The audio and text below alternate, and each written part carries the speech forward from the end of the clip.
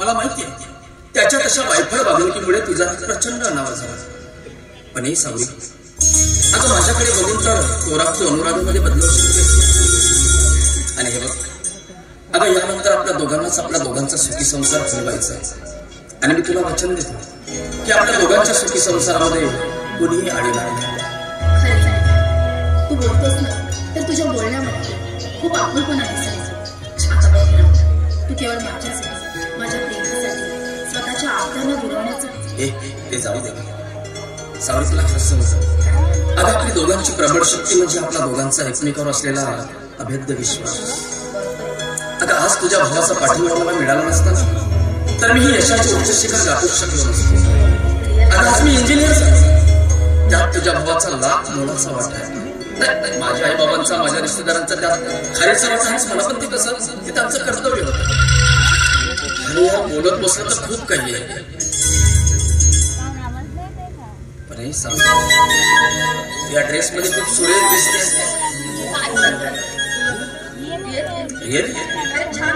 खरंच छान ड्रेस मध्ये छान दिसते ना. पण आता आपलं लग्न झालं त्यामुळे ना आता लग्न झाल्यानंतर मी कुठल्या पद्धतीचे ड्रेस वापरायचे, कुठल्या पद्धतीचे नाही वापरायचे हे तू डिसाईड नाही करायचं. काय तुझ्या आवडीनिवडी जमणार नाही असं अगं तुझ्या आवडीनिवडीच काय. अगं तू तर माझ्या जगण्याचा प्राण वाढवस, माझ्या हृदयाची धडकन, माझा श्वास आणि एवढंच नाही तर तू माझी लहानाची गुणाची आणि निगड मनाची सत्य.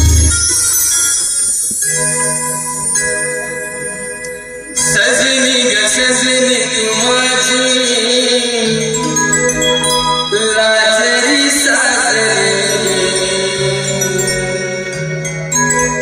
निकळ मनाची तू सदा सजनी